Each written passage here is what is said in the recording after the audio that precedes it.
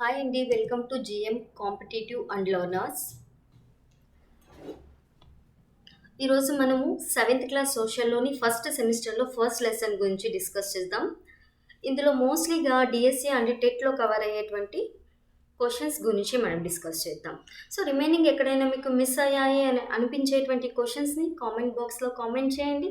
So we are learners కాబట్టి మనం next వీడియోలో డిస్కస్ చేసుకుందాం. ఫస్ట్ వన్ ఈజ్ ఖగోళ శాస్త్రాన్ని రష్యన్ భాషలో ఏమంటారు? సో మీరు చదివేసి ఎక్స్పెక్ట్ చేయగలిగితే కనుక దీని ఆన్సర్ కామెంట్ బాక్స్లో కామెంట్ చేయండి. సో ఏమంటారండి? ఖగోళ శాస్త్రాన్ని రష్యన్ భాషలో ఏమంటారు? Cosmology. Okay, so next one is ఆంగ్ల భాషలో ఖగోళ శాస్త్రానికి గల పేరు ఏంటి? పేరేంటండి ఖగోళ శాస్త్రానికి ఆంగ్ల భాషలో? ఒకసారి రికాల్ చేసుకోండి. ఆస్ట్రానమీ. నెక్స్ట్ వన్ ఈజ్ ఖగోళ శాస్త్రంలో శాస్త్రీయ పరిశోధన గెలీలియాతో ప్రారంభమైంది. అయితే గెలీలియా ఏ దేశస్థుడు అనుకుంటున్నారు? సో ఖగోళ శాస్త్రం ప్రారంభమైందే గెలీలియాతో, బట్ ఇతను ఏ దేశస్థుడండి? ఇటాలియన్. నెక్స్ట్ వన్ ఈజ్ విశ్వం సెకండ్కు ఎంత మేర విస్తరిస్తుంది? అంటే విశ్వం ప్రారంభమైనప్పటి నుంచి ఇప్పటి వరకు మీన్స్ ఒక సెకండ్కు ఎంత మేర విస్తరిస్తుంది అనేటువంటి ఇది చాలా ఇంపార్టెంట్ అయినటువంటి బిట్ అండి. సో 70 కిలోమీటర్ ఫర్ సెకండ్, అంటే 70 కిలోమీటర్స్ అనేటువంటిది విస్తరిస్తుంది.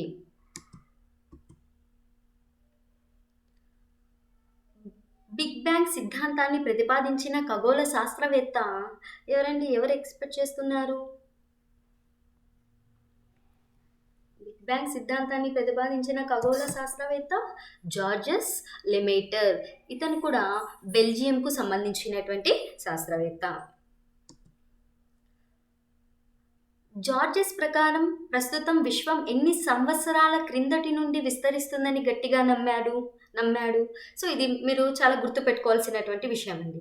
సో ఇతడు విశ్వం 13.70 బిలియన్ సంవత్సరాలుగా అని చెప్తారు. నెక్స్ట్ శాస్త్రవేత్తల ప్రకారం ఇంకొక రకమైనటువంటి సంవత్సరాలు అనేటువంటిది ఇచ్చారు. సో ఈ రెండింటి వేరియేషన్ని మనం ఐడెంటిఫై చేయాల్సి ఉంటుంది. ఇక్కడ కన్ఫ్యూజ్ కాకుండా గుర్తుపెట్టుకోవాలా. నెక్స్ట్ ఆ క్వశ్చన్ వచ్చినప్పుడు నేను మీకు డిస్కస్ చేస్తాను. ఎన్ని సంవత్సరాలండి? 13.7 బిలియన్ సంవత్సరాలు. ఎవరి ప్రకారం? జార్జెస్ ప్రకారము. నెక్స్ట్ వన్ ఈజ్ యూనివర్సం అనేటువంటి లాటిన్ పదానికి అర్థం ఏంటి? ఇక్కడ లాటిన్ పదం అనేటువంటిది, యూనివర్సం అనేటువంటిది లాటిన్ పదం అని గుర్తుపెట్టుకోవాలి. అయితే ఈ లాటిన్ పదానికి అర్థం ఏంటి అంటే మొత్తం పదార్థం మరియు మొత్తం అంతరిక్షం. నెక్స్ట్ వన్ ఈజ్ ఖగోళ శాస్త్రవేత్తల ప్రకారం విశ్వంలో ఎన్ని గెలాక్సీలు ఉన్నాయి? ఎక్స్పెక్ట్ చేయండి.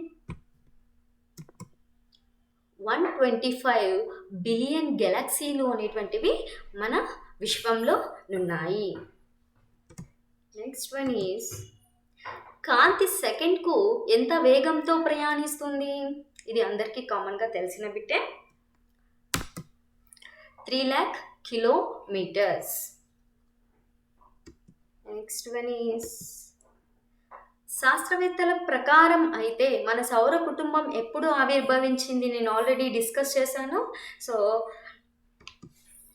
4.6 బిలియన్ సంవత్సరాల క్రితము. 4.6 బిలియన్ సంవత్సరాల క్రితం ప్రారంభమైంది. సో ఇంతకుముందు బిట్లో నేను చెప్పినాను 13.4 బిలియన్ సంవత్సరాల క్రితం శాస్త్రవేత్త ప్రకారం అయితే, సో అదే శాస్త్రవేత్తల ప్రకారం అయితే 4.6 బిలియన్ సంవత్సరాల క్రితము.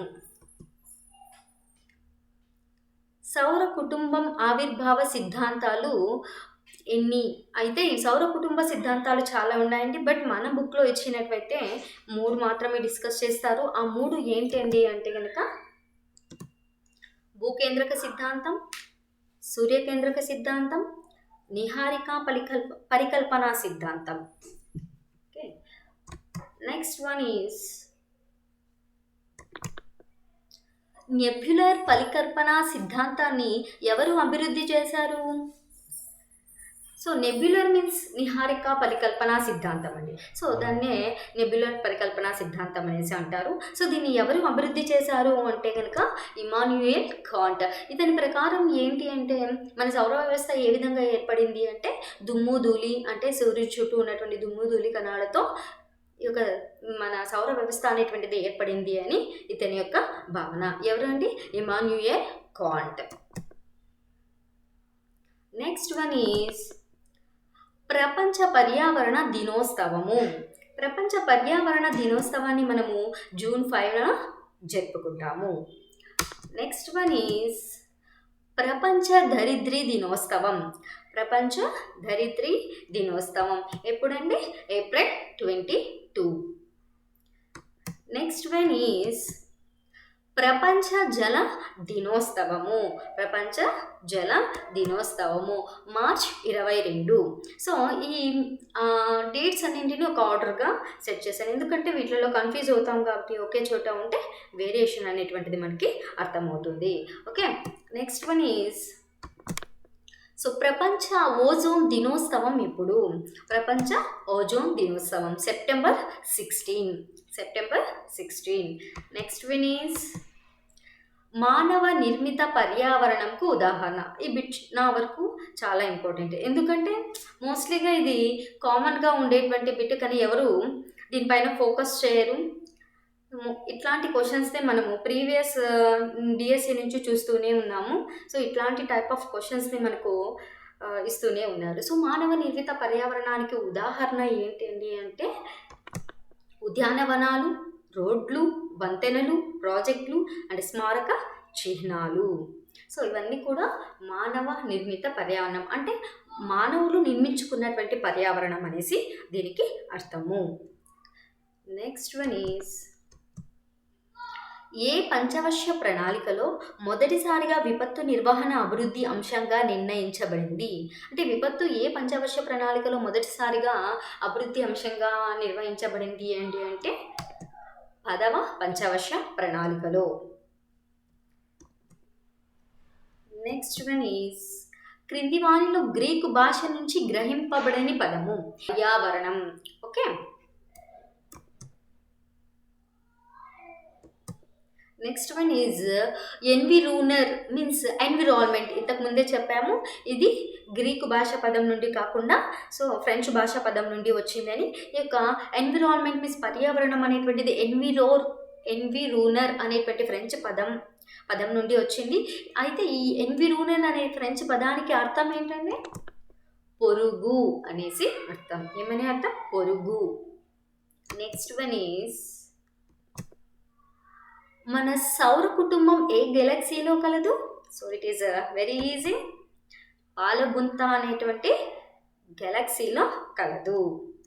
నెక్స్ట్ వన్ ఈజ్ స్పైరా అనేటువంటి పదానికి అర్థం ఏంటి? బంతి లేదా గోళం లేదా బంతి.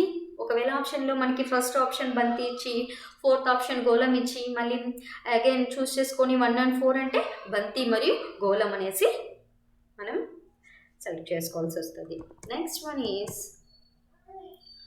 Lithosphere, hydrosphere, atmosphere and biosphere అనే పదాలు ఏ భాషా పదాలు? సో ఏ భాషా పదాలండి ఇక్కడ ఇవన్నీ కూడా? సో గ్రీకు భాషా పదాలు. గ్రీకు భాషా పదాలు. వీటిల్లో ఒకటి ఏంటి అంటే పర్యావరణం అనేటువంటిది, అట్మాస్ఫియర్ అనేటువంటిది ఓన్లీ ఫ్రెంచ్ భాషా పదము. అది ఒకసారి రికాల్ చేసుకోండి. నెక్స్ట్ వన్ ఈజ్ ఎన్విరాన్మెంట్ ఏ భాషా పదం అండి? ఇప్పుడే చెప్పుకున్నాము, ఫ్రెంచ్ భాషా పదము. నెక్స్ట్ వన్ ఈజ్ ఎన్విరూనర్ అనే ఫ్రెంచ్ పదానికి అర్థం ఏంటి? ఇది ఆల్రెడీ డిస్కస్ చేసుకున్నాము. సో ఏంటంటే పొరుగు అనేసి అర్థం. ఓకే, థ్యాంక్ యూ అండి.